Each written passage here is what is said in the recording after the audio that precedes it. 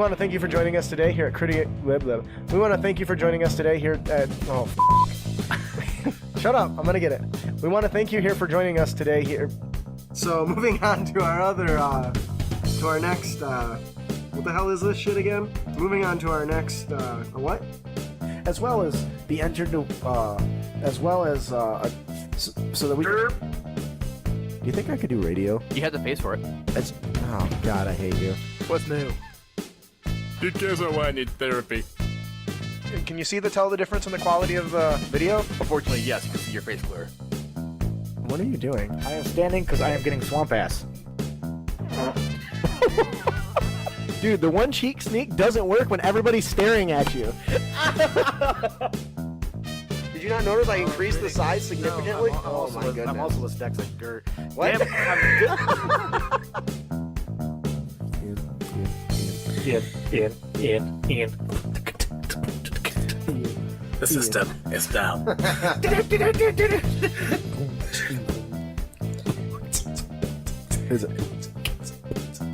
you have any feedback, other tips and tricks, or topics you'd like to discuss, please send them to us. Every year.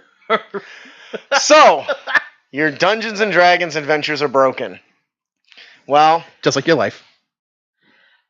Here's how to fix it. Hello and welcome, heroes, to the Crit Academy. I am your host, Justin. I'm your co-host, Dan. I'm your co-host, Brandon. We hope to inspire you with new and creative content for you to bring with you on your next Dungeons and Dragons adventure. So, if you're watching live, we're going to be doing everything a little different. We're experimenting, so if you're hoping to see the UTTs and you love them, don't worry. I know we're going to be ending the show after the main topic, but we'll be releasing all the UTTs throughout the week as we did with the previous episode. So hold tight. If you listen to the podcast, it'll be an extra bonus episode. So Sogolwolf defines broken. Is that like when you accidentally break your economy in the game? Because I've already done Wait, so that. define broken. Well, if you want to find out what we mean broken, keep on watching. Yes. So just hang in there. If you we would like feedback on this, so please comment and let us know what you see or what you like and what you would like to see more of as we're experimenting. It'll help us, and this also means you'll get 2 episodes of Crit Academy in your ear holes a week. Oh, that's too much of us. You got to pull your shirt down, man. Nobody wants to see that. Eat my ass. All right, so Besides, fixing problems, everyone. Occasionally, characters decide to go exactly in the wrong direction. Would you guys agree? Yeah. Unfortunately, that's part of the game, and that's what makes D&D and other RPGs so fun and engaging. Do either of you run modules at all or published adventures? When I do run stuff, yeah. You do, right? Mm-hmm. Now, I know there's some people out there that prefer to do all their own homebrew stuff, and that's perfectly fine. But to pretend you don't make mistakes too, well, that's just foolish. Despite what some people generally believe and what the memes say, the DM is, in fact, not always right. Yeah, we make mistakes. The good thing about the difference is we're good at sweeping it under the rug so nobody notices as much. Well, I think I am. I'm sure you guys catch it all. So, when your characters are and your players, you've got this well-lit path. You're either reading out of an adventure module. Me personally, we've streamed our Descent into Avernus, our planes shifting to Ravnica, as well as we didn't stream the one before that, did we? No. Storm Giant, King's Thunder? No. But anyways, and those are all published adventures. Now, to say that they're perfect it's not true. Well, the plane shifters wasn't. Wasn't perfect? No, Thanks it wasn't. for that. No, it wasn't pre-published adventures. Oh, yeah, no, it wasn't. So the other 2 were. So one thing you'll notice if you pick up pre-published modules is a lot of them are written differently. They take different kind of formats and styles, and some are better than others.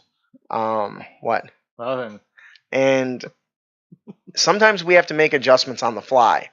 Or make adjustments just throughout the process in general, whether it's our own or what's published in the adventures, because our players decide to take a shortcut and the adventure designer did not anticipate something, right?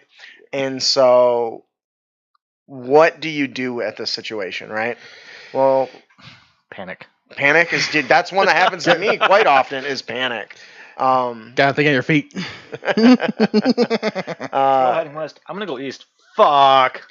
Silver Wolf makes a good point. Even Matt Mercer makes mistakes. It's because people are human, and everyone has put poor Matt up on a pedestal that he's got to live up to this.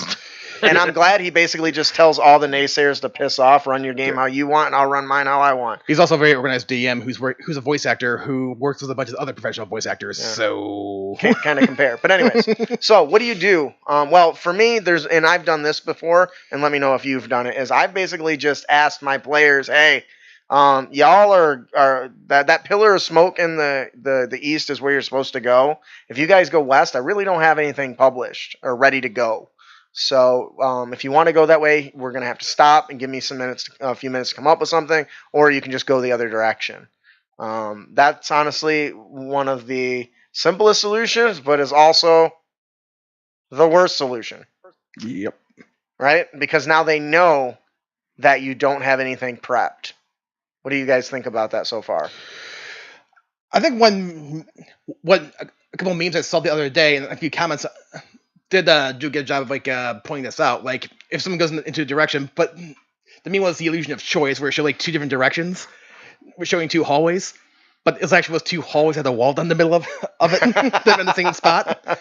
And one commenter did say, "Well, I just know that no matter which directions they go, they're gonna come across an elf that needs help."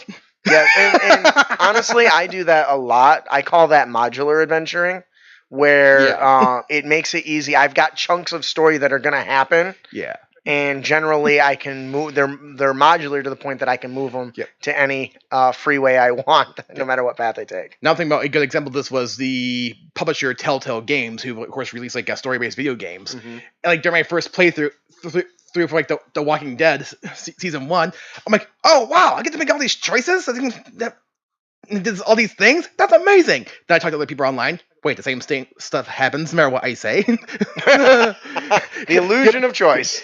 But they did it so well, I didn't realize it at the time. And that's amazing. What about you, B? That seems like if I had spent money to play a game like that, I had all these decisions to make that just end up with the exact same storyline at the end. I'm like, fucking that's hell. One of those things you don't want to find out, right? So I can see why some people would be disappointed, but at the same time, I was impressed because it was still a good story anyway. Yeah. This has happened to me recently, and I didn't say, hey, you're supposed to go west.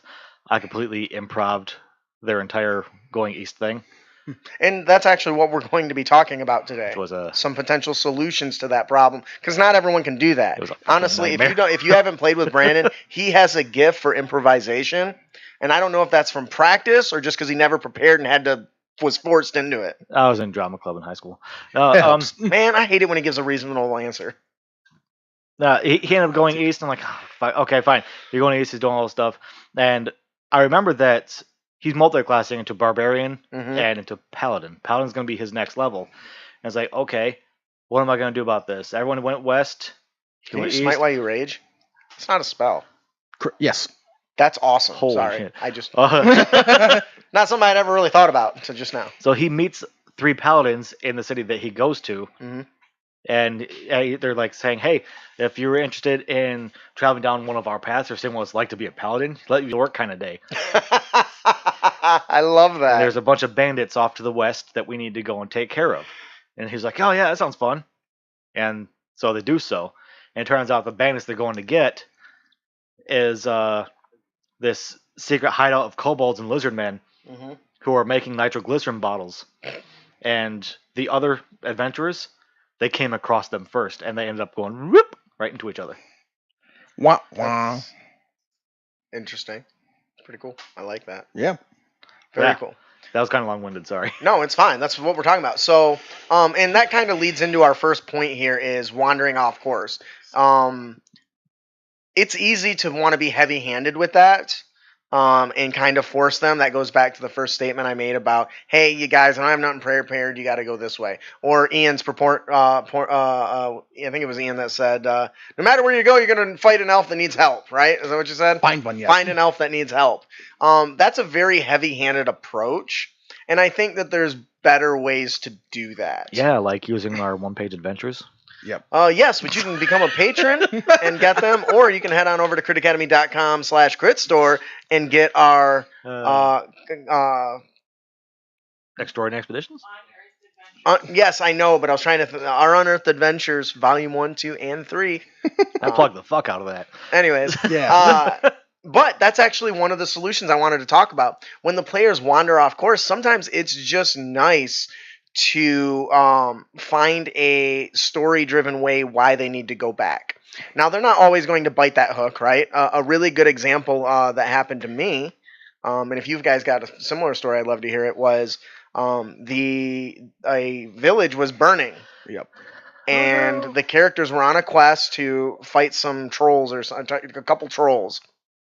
So they had the choice to go back to the village and help it, or finish the job with the trolls who are stopping trade from coming in. So they're starving.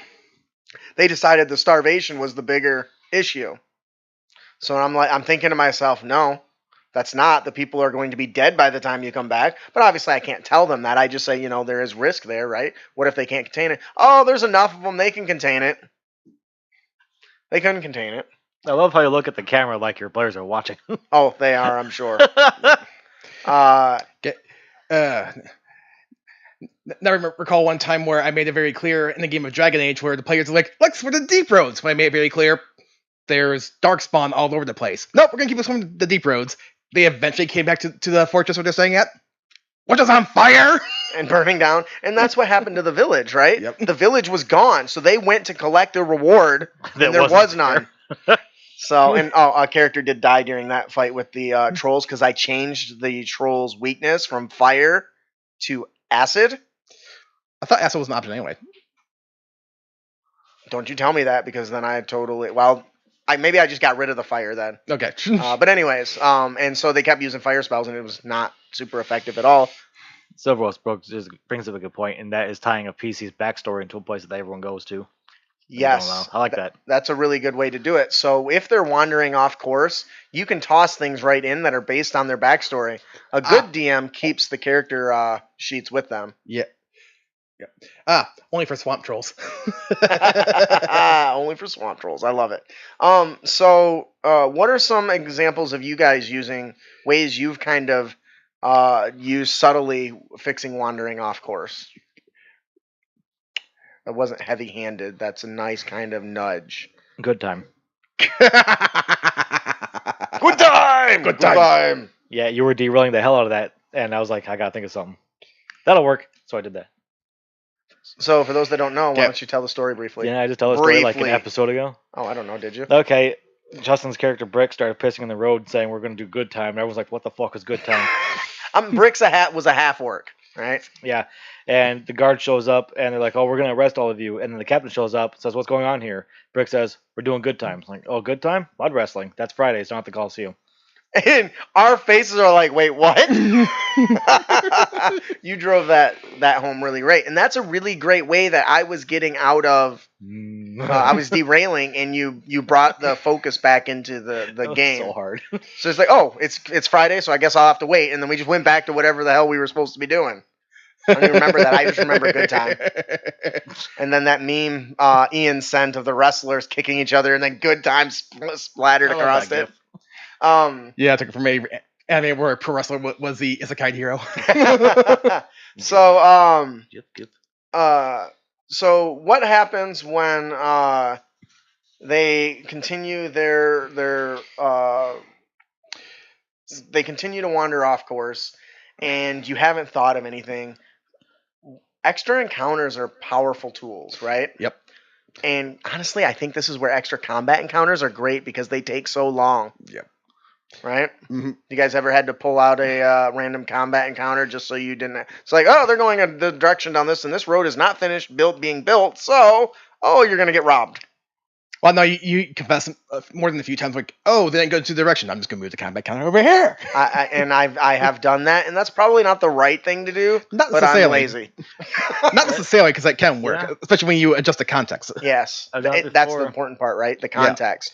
Yeah. Context does matter. You can easily change the combat from one scenario to another just by changing the context of the battle. What were you gonna say, Brandon? As I've done something similar like that. It was at my Dabble games because they got a map on the TV, but as the player view and as the DM, I got my own thing right here, so I can see where all the monsters are and stuff. They're completely avoiding going around.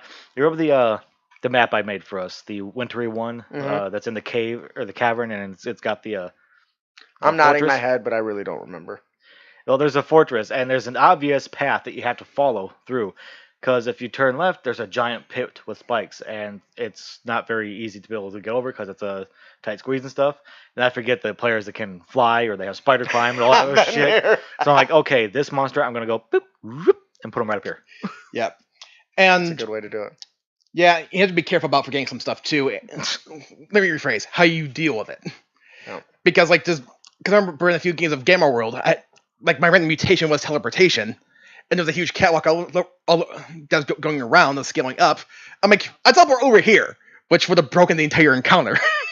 And that's And the DM's like, no, you can't. There's a force field blocking it, which nobody believed for 1 second. But so, and that comes back to the design of the adventure, right? Yep.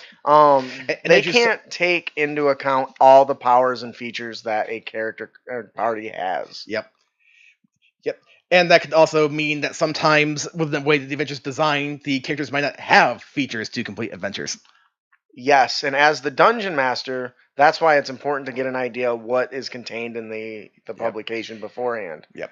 And Andrew said that when players go off the rails, he has a book that's full of page dungeons and adventures that he purchased from a local game store and use that. I was gonna ask Andrew, is that like a book of like battle grid dungeons or like adventure? Yeah. Because if it's a battle grid of dungeons, I might. Yeah, we mentioned that. If I had to guess, he must be talking about Crit Academy's Unearthed Adventures, Volume 1, 2, or 3, which you can pick up over at our website right now at critacademy.com. Yes. Anyways, so, and you find in published adventures, there's no possible way for the designers to know exactly what's in there. So a thing you can do is what both of these gentlemen did. Brandon put a challenge in there that wouldn't have been there otherwise, because they can fly right over the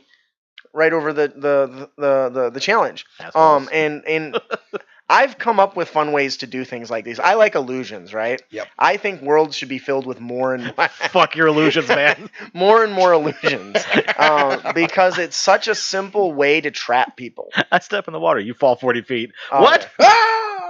I love me some illusions, and I think chaotic magic in a fantasy realm should be more prevalent. Fantastic terrain should be more prevalent, which you can head on over to critacademy.com and pick up right now. Wow. Wow, these plugs are shameless today. Anyways, that was like pure happenstance, I promise. But being able to say, okay, what are some things that my players do really, really well and that are unique?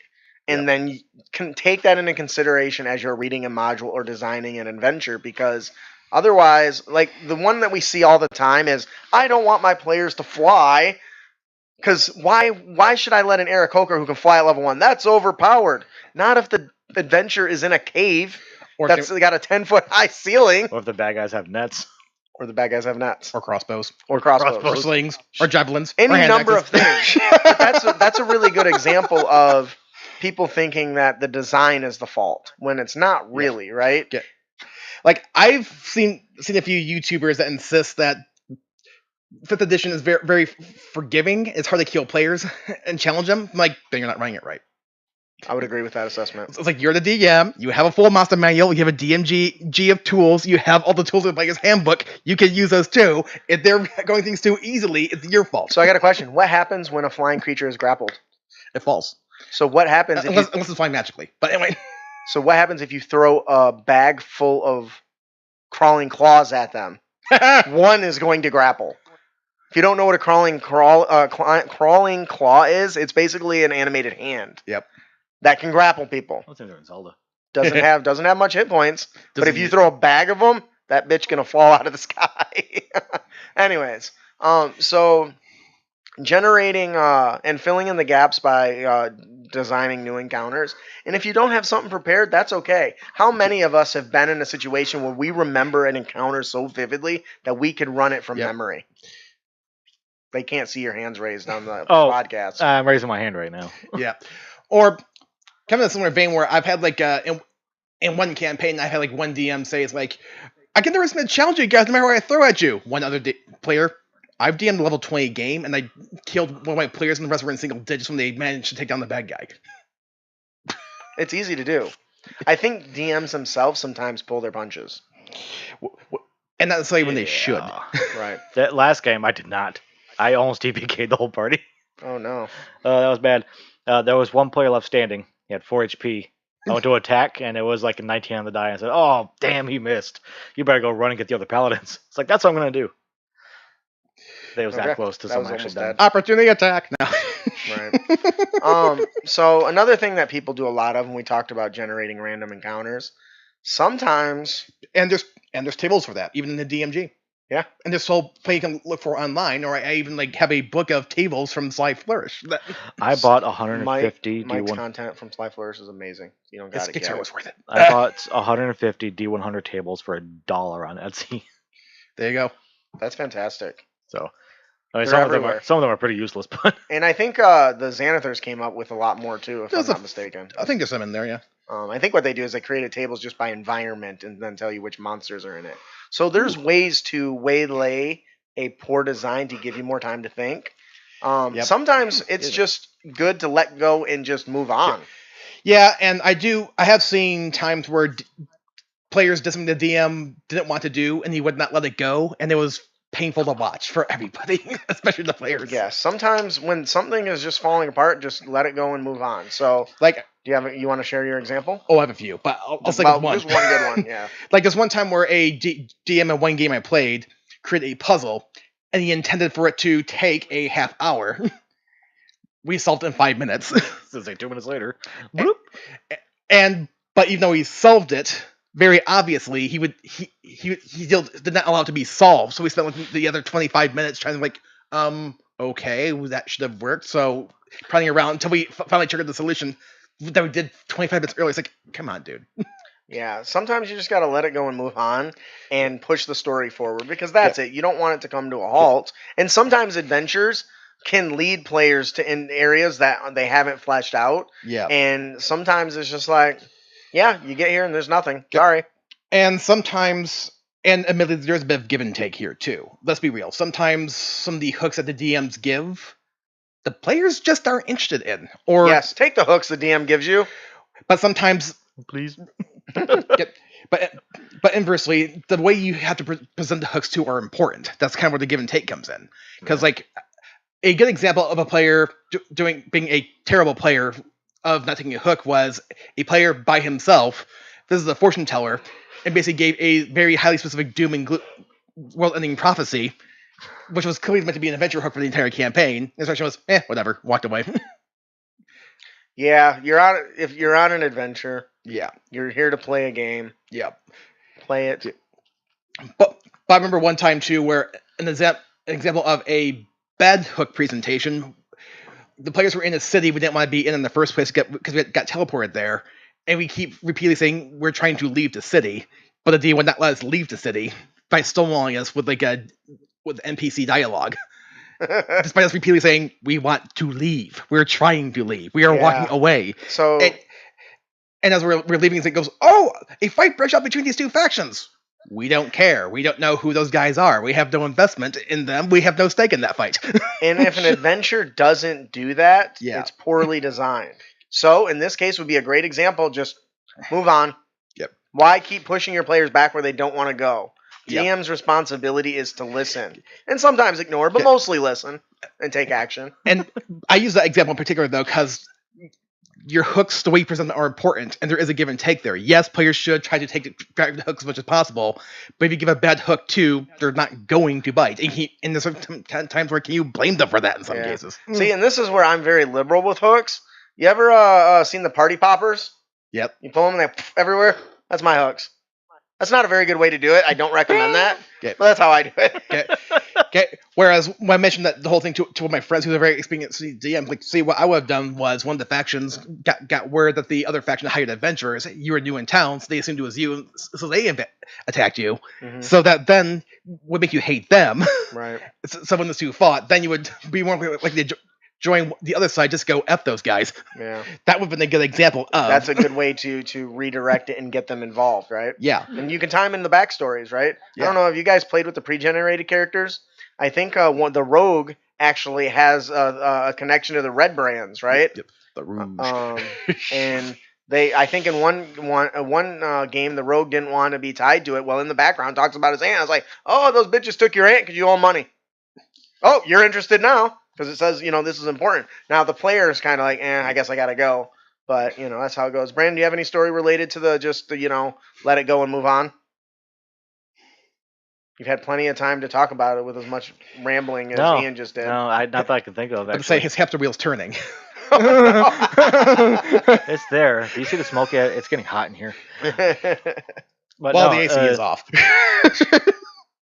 We just had to continue. Not that I can think of. Okay. So now it's not my head. I don't really have any good examples for let it go and move on, except for a time that I had I know I've talked about this on the show before. There was a situation where I was playing a lawful good sorcerer, and we were ambushed by orcs. Oh yeah, you said the story a lot.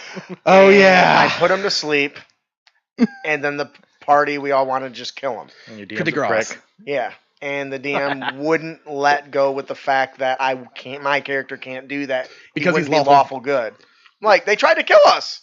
Just because I put him to sleep and wanted to finish the job doesn't mean I wasn't abiding by the laws of the land. Because they'll wake up, they'll pursue us, and they'll try and kill us again. Which is exactly what happened, and my character died. Because in the middle of a very hard battle that we were barely walking away from, 2 damn spears came flying out of nowhere, pierced my sorcerer in the chest, and died. Yep. That would have been a really great time for the DM just to give in to what we were saying and just move on. But instead, he was vindictive and couldn't let it go and killed me. There's one time same DM where there was like an innocent NPC next to a NPC. I'm like, I cast lightning, but there's a hostage. You assume my character cares. I feel like could you imagine if Goku did something like that? Yeah. But Vegeta does do it. Yeah. They can't blackmail, so the hostage is no hostage. Oh my goodness. All right, so imagine the villain's reaction to be like, wait, what?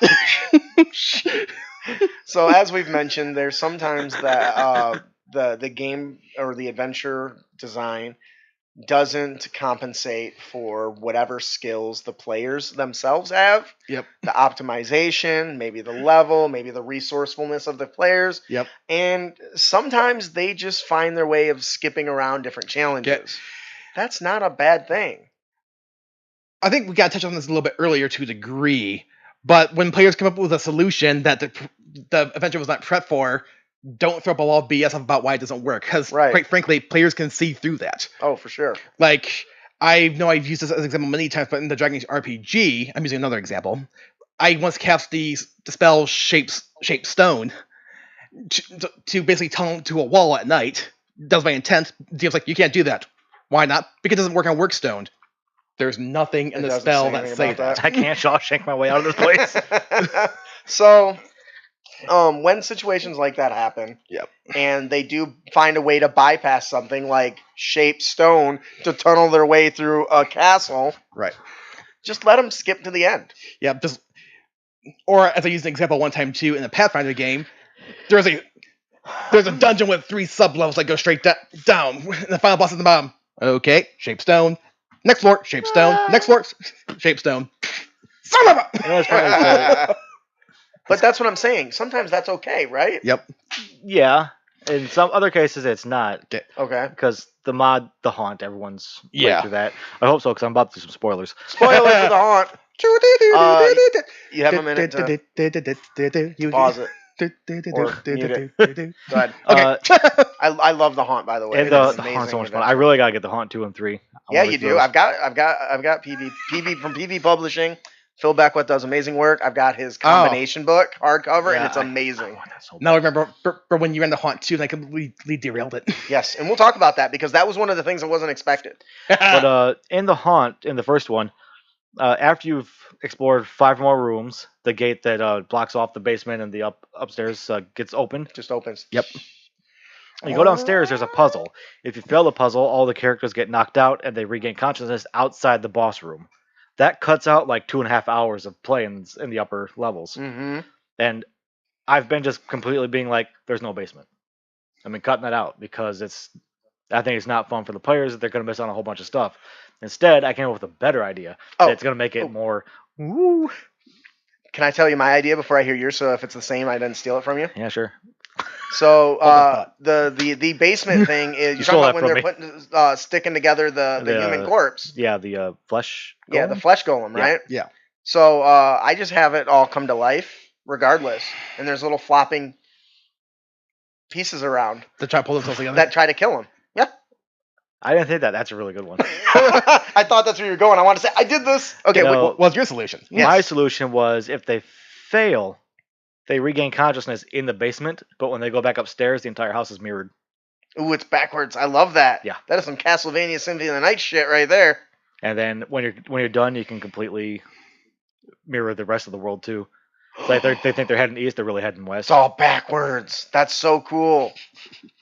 They meet people who they're like their heart's on the wrong side of the body or something. You know what I mean? A mirror verse. That's cool. I like that. All right, Yeah. so skipping to the end is not a bad thing, and in fact, it rewards the creativity of the players. And if that happens, sometimes it doesn't need to be fixed. Yeah. Big thing, don't punish the players, especially if they were being smart. Now, I want to go back to Mr. Shape Stone's burning through a castle really quick. For me, The Haunt 2. I think, we're going to talk about that one too, because I forgot for a second. Okay.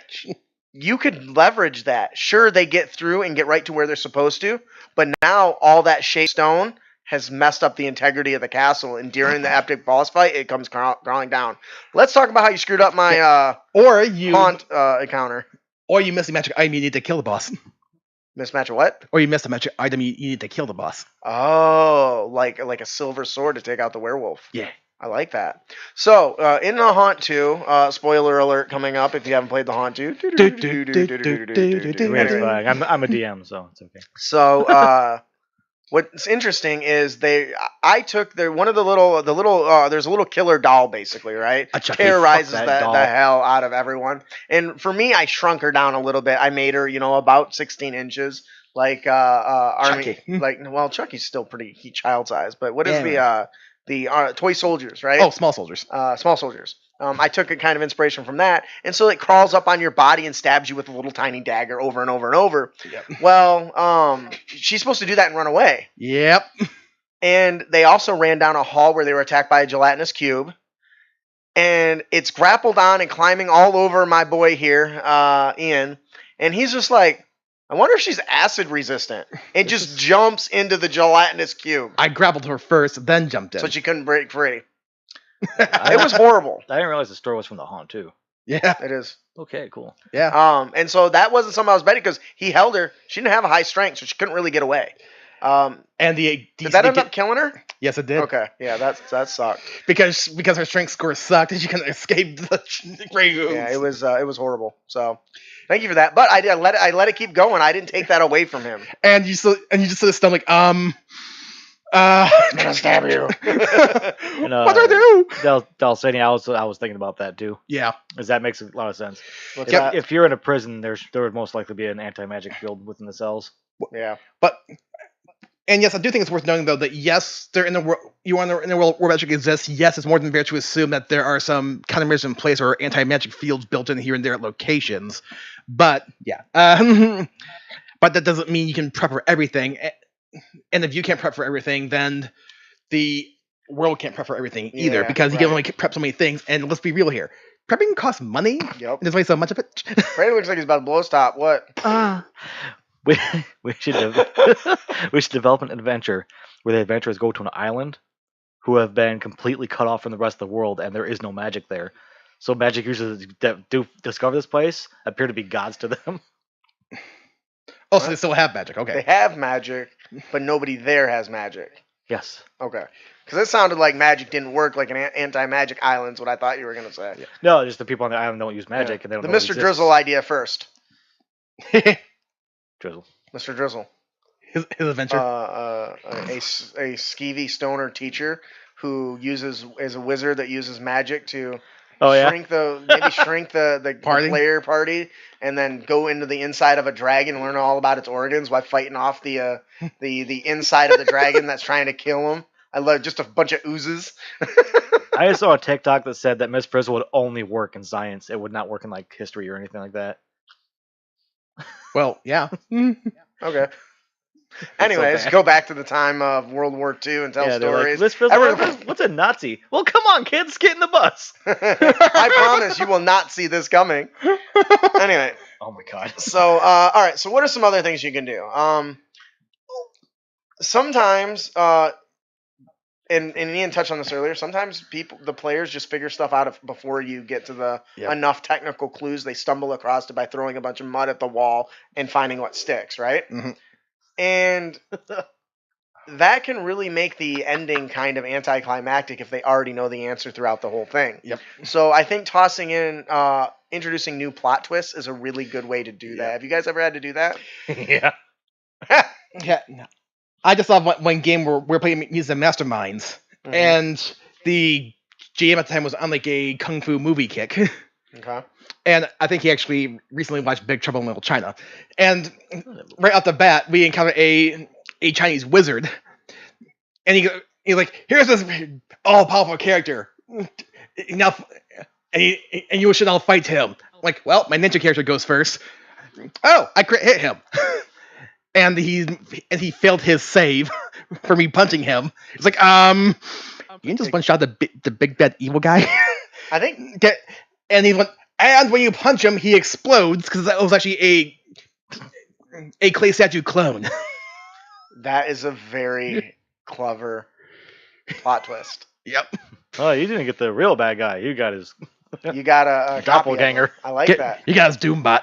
His Doombot. That's really good. His Doombot. And I think this is a good way to do that. Brandon, you kind of laughed. Do you have a story where you had to do a plot twist because the players figured something out they shouldn't have? Aha! Oh my god. Oh, something I shouldn't have figured out. I smite you, No. you bad guy. When the paladin smite the villain in the first round. Villain, that was only my first form. What? What are you saying, Brandon? No. Nothing? You said all the time. Sorry. No, I've had plot twists, just not because they discovered something. Oh. Yeah. Yeah, so this has happened to me a couple times. One of the things that I did, I think this is in 4th edition, if I remember right. And the party had kind of figured out who the big bad main villain was, and were basically developing all the strategies they can to fight the necromancer.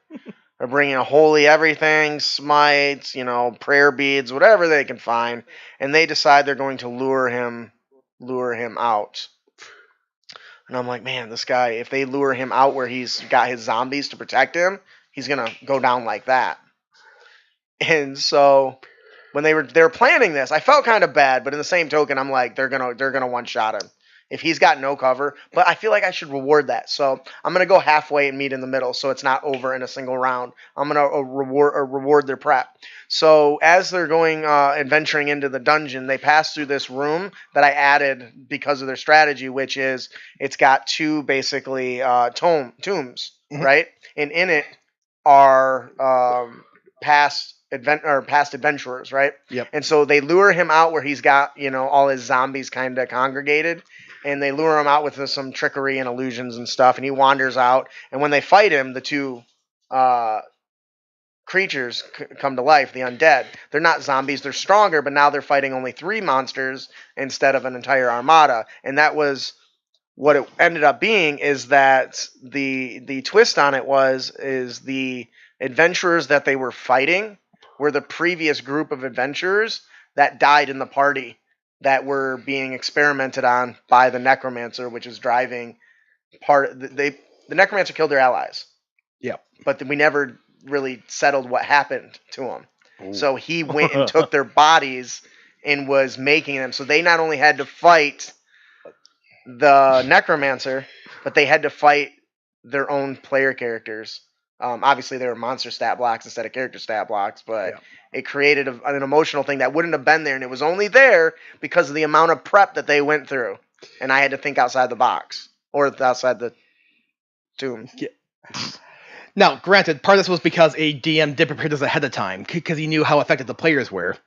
But I remember one example I remember reading was Paladin rolled first, they're fighting a Lich, and the Paladin ran up, swung down his greatsword, rolled that 20, decided to turbo smite the Lich, only for an impact, a medallion on the Lich suddenly started glowing, and one of the zombie minions suddenly exploded.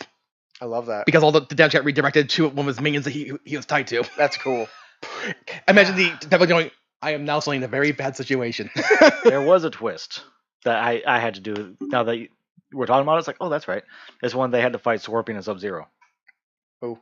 My other players. Through Mortal this campaign. Kombat. Remember how I told you that the big bad threw a javelin into the bridge, which activated an anti-magic field? Mm-hmm. Well, Scorpion and Sub-Zero, they're using magic. And the players said, well, wait. How are they able to use magic? It's like, and right off the top of my head, I was like, you should give me a perception check.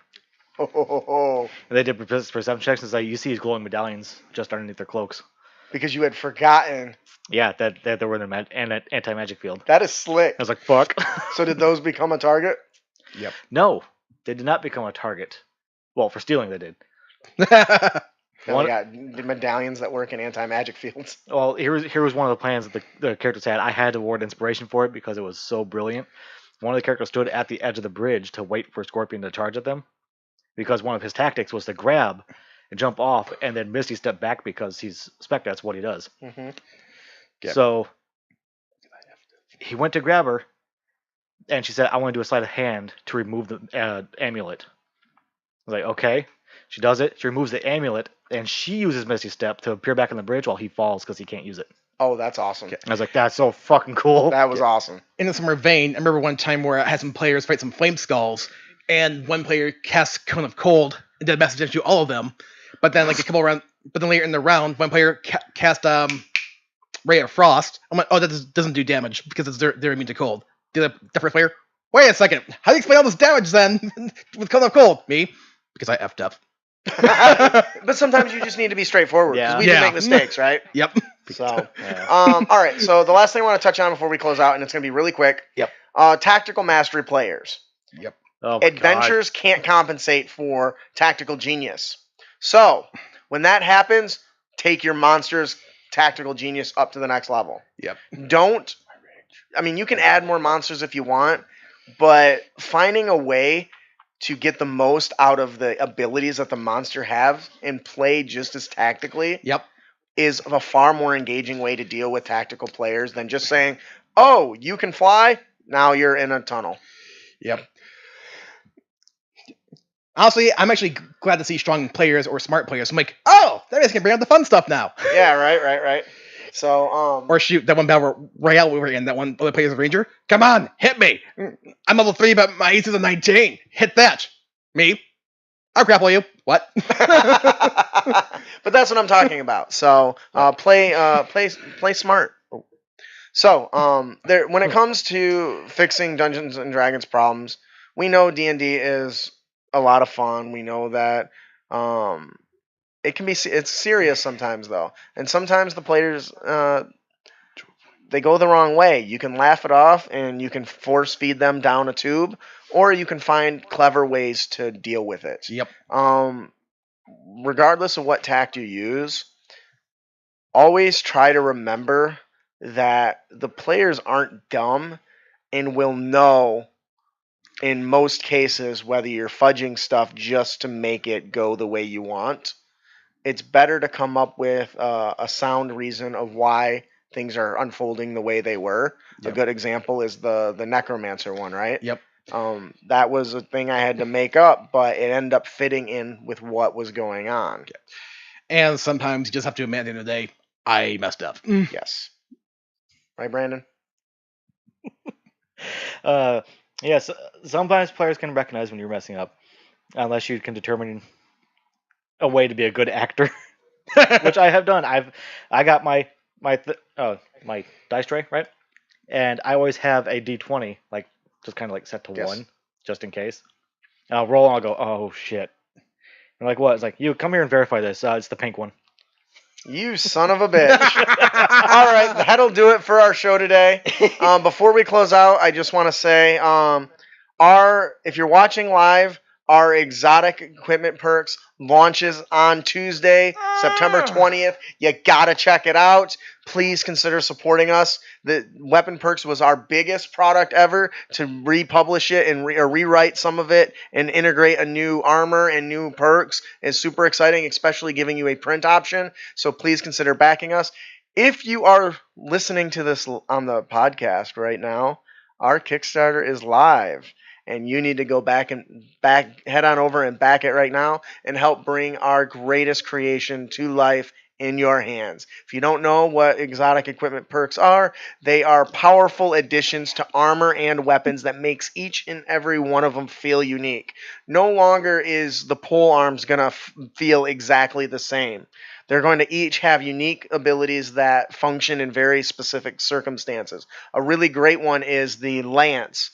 It has when you attack with somebody with a shield mounted on a creature, it can not only knock them off the horse or their mount, but also can shatter and making them drop their shields. So that's very specific, but is a very powerful, unique way to use that when you want to.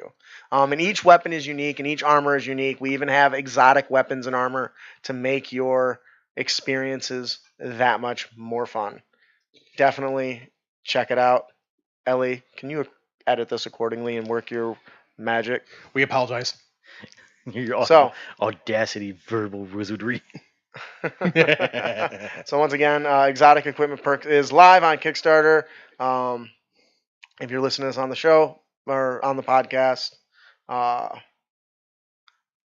Just end the show. okay.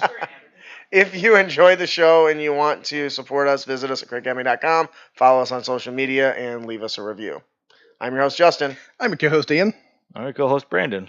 Thanks for listening. Keep your blade sharp and spells prepared, heroes. We're supposed to all do that. I was going to say, that was